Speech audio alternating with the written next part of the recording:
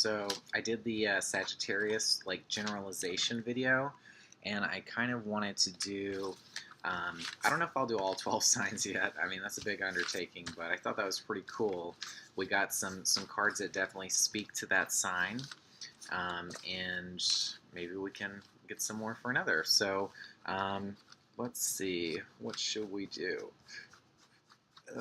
Let's do opposition. So we have opposite from Sagittarius, Gemini. So the talkative ones, um, or the really quiet ones, could be one extreme. Just like with tarot, with the signs, they can have like two different modes of thought or meaning. We got the moon, and so it's like it goes either one way. So if you get a Ten of Pentacles, like in the Sagittarius video, it could mean that you're very wealthy or that you just feel abundant, and you may not necessarily have all that, but it feels that way. And I think that's more so Sagittarius, is kind of feeling internally abundant because they got the strength card and they feel victorious, and kind of like whatever pursuit that they go, whatever direction they go in, they've already told themselves that there's possibility and that there's success, down whichever road. So I think it's something they've almost like convinced themselves of. So let's see, let's keep going here. So Gemini. So Gemini, when we talk about Gemini, we have intellect. This is really the consciousness of the mind. So when we get conscious, we can kind of be over-conscious of ourselves. We can be a little too aware of ourselves and how others perceive us, which leads to Gemini paranoia. I think that's a thing that lots of Geminis out there can identify with. We get so inside of our heads that we kind of have like a black swan moment where, we're just seeing everything that kind of is like maybe not meant for us, but it feels like it is, because we have that megalomania and it's just driving us insane. So, but there are obviously so many pros to having a sign representing intelligence. Geminis are very smart individuals. And they're not, I wouldn't say they're book smart, I would say they're idealistic. So in nature, that they can come up with ideas on the fly very quickly, but it's bouncing around, it's flying to the next thing. So they're not going to sit still, they're not going to explore those ideas in depth, but they are at least going to amass them and like pass the baton. Like I said before, you see a lot of running with Gemini. So that's what they are, the riders of the zodiac, more of a self-pursuit as opposed to Virgo, which is more of a business, so you're writing for work is more Virgo with Gemini in the 10th. We see both with Jo Rowling. She has a Gemini rising, which allows her to kind of, I think, see, Hogwarts represents school. It is a school of magic, and so Gemini represents the school and fundamental learning. That's essential to your development. So it's very essential that we all have a mind, and it allows us to go places. They represent transportation. So, without those abilities, like, you wouldn't be able to function. It's one of those essentials. So let's see what we get for Gemini.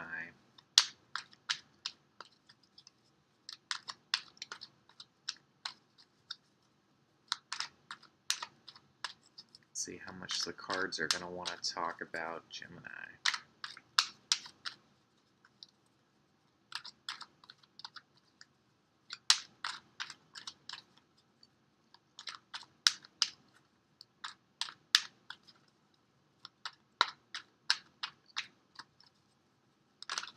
Okay, first one, interestingly enough, is the Chariot reversed.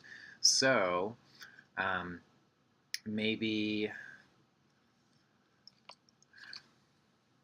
when it comes to home, it really hits home for us.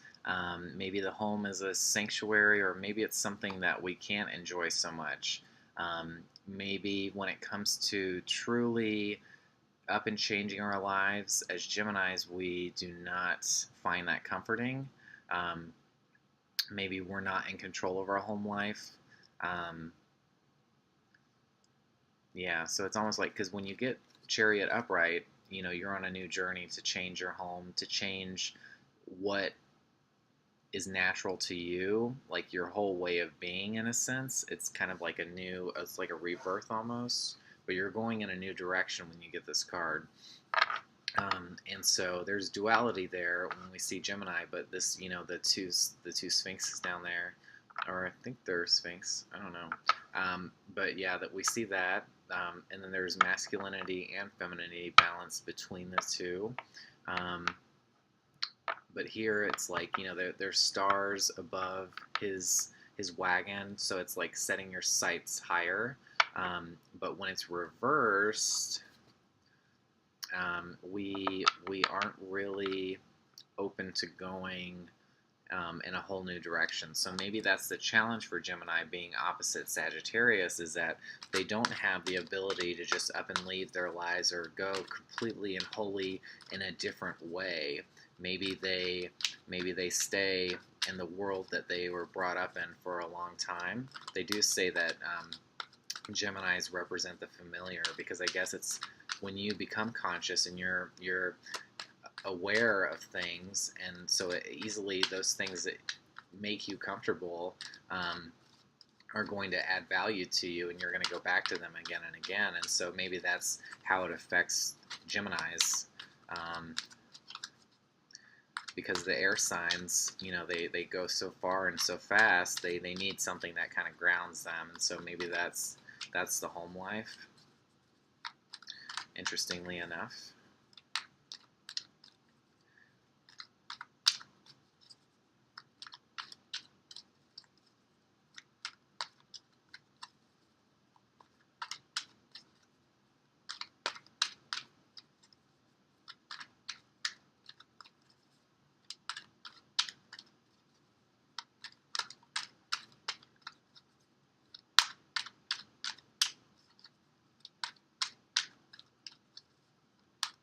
Okay. Oh, okay.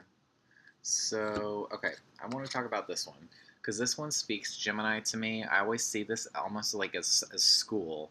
We see like youth, like they look like children, um, and this is the sixth card. So six is the month of June, Gemini season. This is schooling. This is giving to another youth. So it's almost like we're educating here. You see the flowers are in bloom, so what you're giving is growing that person. You're giving growth to an individual by passing down the knowledge, passing the cup. So when you drink from the cup, you really you feel restored and renewed and recharged and invigorated. And so that's what teachers can do for us. They can really broaden our horizons. But maybe this is really about being stuck in the past, because when we do look at Gemini, we already got the home. So when we do look at Gemini, we have Virgo in our fourth house, and Virgo is very, very routine oriented, is very, it's an earth energy, so stuck in the past. So when we talk about love for Geminis, maybe these are loves that happen early on, and it's a little harder to let go of them. But I think this is more so, fondness for youth, and just loving youthful endeavors. School was a really big time for Geminis. I can speak to that. School was a little more traumatizing for me. Not that anything really bad happened, but it was just so much awkwardness, and so many really weird instances that stand out still to this day. And so I think we see that a lot with Gemini. But I mean, it's a pleasant card to look at. It's so bright and yellow, and it looks, like that the one is really generous for the other. And so when we look at the mutable signs, we are giving something, we are giving back, and I think that's what's represented here. And we should see with most of these cards duality, or like two people. Not necessarily that Gemini represents love. I mean, it is the Lover's card, but I think it's more so the duality of the self, because they go in both directions. And maybe that's why they can't really move, is because they already feel split. And so if you can't fully feel like confident in one way internally, maybe that's why they have a hard time choosing and going in a new direction, because they already feel like they see both sides. And so, they say the devil's advocate, because they can see down both paths and see the opportunities and pitfalls. So that's the struggle with Gemini, is feeling one. It's feeling a more self-assuredness. So Gemini.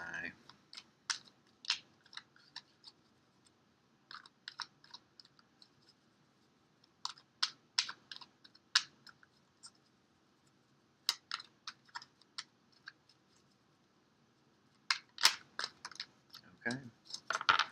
Oh, here we go. There's that duality I was talking about. So this is really the trade. This is the agreement, the partnership. And we see two here, lots of Gemini symbology. We see this, which was like the symbol that Mercury had or Hermes had in Greek mythology. It kind of represents like, I think it represents like health, or like the health field, like the medical field. Um, so this could be giving healing. When we see with cups, this is a healing insight. This is, the two really brings health to them, I guess.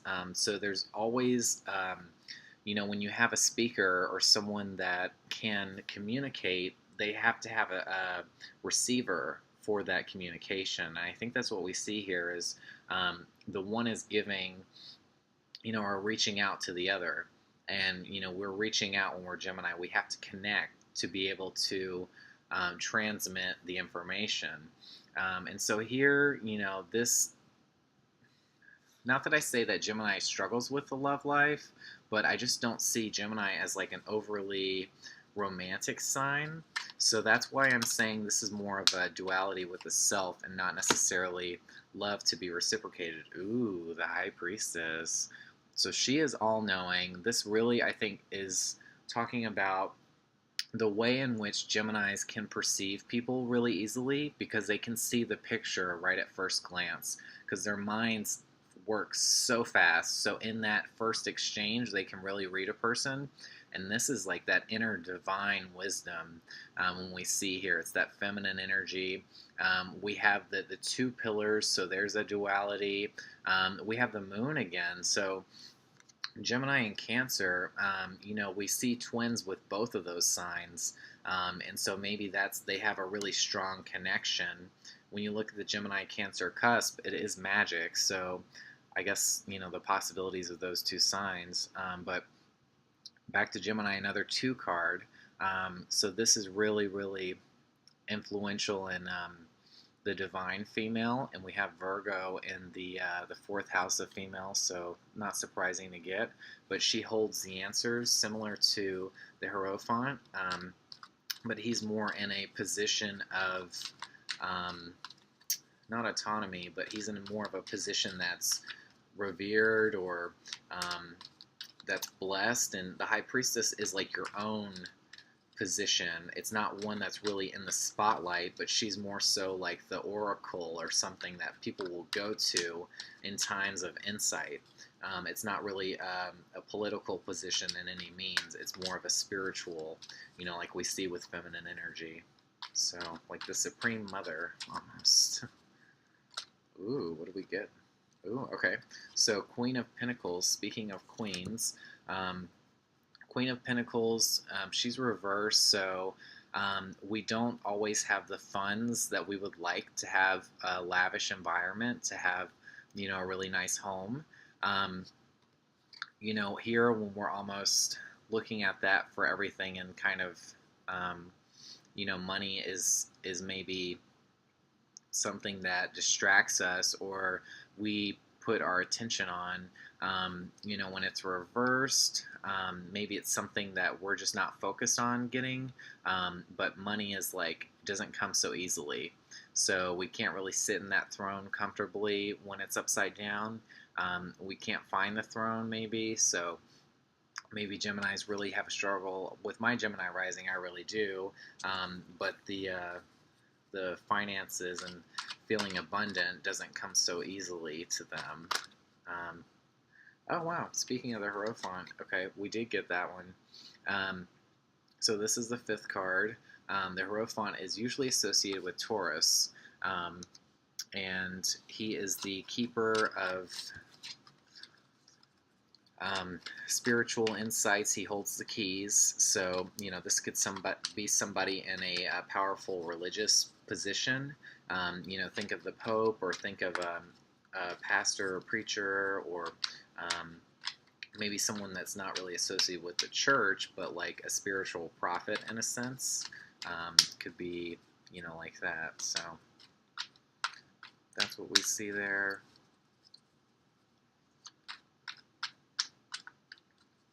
Interprets divine meaning and messages. It's just like the male answer to the High Priestess. It's really interesting we got both.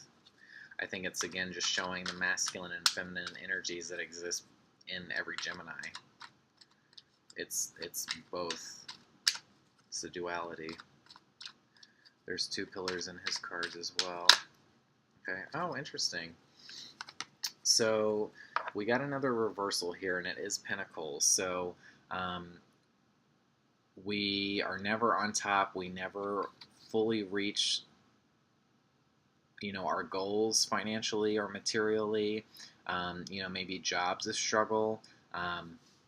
You know, but we don't have everything we want, and maybe we don't ever feel that way as Geminis. So I think that kind of like keeps us always moving, maybe in search of something, but maybe we don't allow ourselves to have everything we want, you know, because the Sagittarius, even though they materially may have nothing, they have the insights and the perspective to know that there's always possibility for this.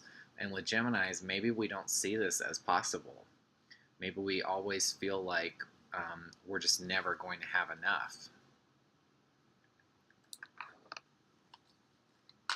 Maybe there's some self-doubt.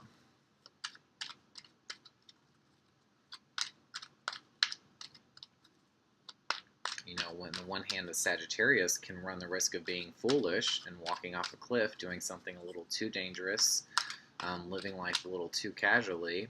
Maybe the Gemini is just a little too serious. You know, not in the sense that they're practical, but they just can't relax maybe as much. Okay, I just got 3. I'm gonna kind of keep shuffling those. It's a little hard to do 3. Gemini. Okay, sorry guys. I want it to be a little more clear when I do draw one, because this is a big. Okay, interesting. Temperance. So we got this for Gemini, interestingly enough, and this is Sagittarius card, which is opposite it. So Temperance, we're really trying to find the balance of emotion. You do see duality here, the 1 foot in the water, the 1 foot on the ground, never fully in one mode, and the wings, always going to take flight. There's the emphasis around the head, the mind, which is perspective, insights, that's the intellect, and there's always a path in the distance. So obviously there's always a path for Gemini because we did get the Chariot card, but will we ever temper? Will we ever find that internal balance to go forth and take charge of our path? I think that's a little more of a struggle for Gemini. So it's interesting that we found this. This could be people that really do things in excess. You know, they drink too heavily, or they eat too much, or they overindulge. We did get the Taurus card too, and that's very natural for them. So we maybe are overdoing it a little too much with Gemini. But it's interesting because we do have the subconscious perspective and then the logical, practical. Um, so we have those two options that we're always seeing, sides of, and then in the middle we're balancing our internal self and our emotions. So does the tempering ever stop? I don't know. Um, I do want to point out this one. These both came up together, but we have Capricorn. We have the Devil reverse. So when this is this way, that's temptation. It could be, lust. It could be a prison of our minds, and I think that's really here. I mean, this is the same couple that's in the Lovers card, and so this is really integral to this reading. But here, this is more of a you're holding yourself back, and I definitely see that with Geminis. I think because it's almost overwhelming trying to do anything when you see so many possibilities. And so we fall to temptation, we fall to the easy route, the lust, and this could be even outside forces tempting us. Maybe we do have self doubt, but maybe there are other people around us trying to bring us down. And I think you can see that with all the mutable signs. I think Sagittarius, having such a strong sense of self, is more oblivious to that, but certainly Gemini, Virgo, and Pisces especially, people will take advantage of and try to almost poke and prod at you because they're so giving. And I think that's more so what that is.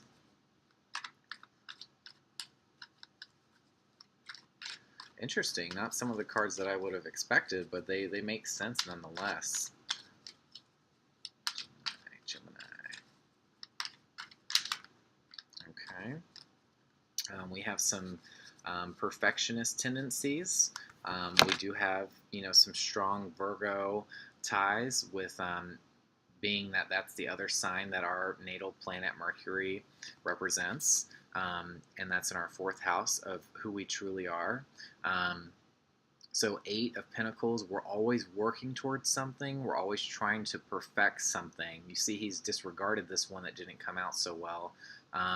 So we are definitely looking to have the best thing, the one that looks just right for us. So I think that holds us back from being able to see the path clearly and be able to be internally confident is because we're distracted by this perfectionist tendency. I think that this is also, kind of the meaning that, there's a home in the background and maybe we're always working on the home life. Maybe it's just something that's going to come up again and again. We've already seen it a few times in these cards. But we just can't enjoy the home life. We can't enjoy. It's almost like no matter how hard we work or how close to perfect it gets, it's always going to be a struggle for us. And in work, maybe we have a hard time finding the right fit. The thing that speaks to us the most, the thing that represents us the most. Maybe it's harder for us to find that career or that mode, and we're always circling it. We're always trying to tweak it. So yeah, maybe it seems like there's a lot of job changes for Geminis.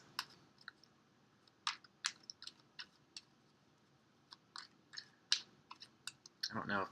I mean, I guess it could be an artist, but I don't think you usually see that with Geminis. It's more writing, counseling, teaching, transportation, things like that more represent themselves. But you do have Pisces in the 10th house, so that's the subconscious.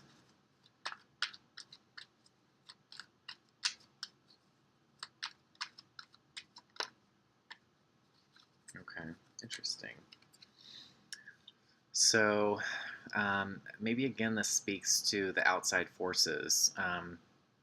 Maybe there's always people trying to take you down, or you get involved in gossip and fights and tension easily, and it's not a natural process. Maybe it makes you really uncomfortable when this thing starts to take hold. You have a combative streak. Yeah, hopefully you're not looking to fight all the time, but I think this is more so people bringing it out in you, or maybe taking information and dramatizing it, um, just kind of things like that. So there's always tension around others or people in your group. Maybe you have a lot of friends in your circle that are a bit dramatic or gossipy, or that kind of need um, have like a penchant for that stuff. So um, yeah, I think we'll probably stop there with Gemini. I think that's about it. Sums up a lot of things. I hope for you guys. I could talk more, but just don't want to go too crazy in depth. But some interesting reads. It was a little more surprising to me than the Sagittarius reading. The Gemini reading was a little more,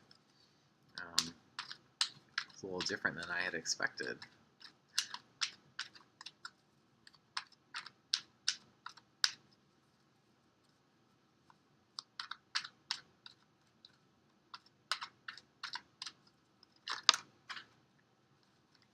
Let's see. Close it out on one card. Okay. Interesting. All right, yeah, I think I'm going to stop there, you guys. And I will just find the card that just sums it all up. There we go. Bye.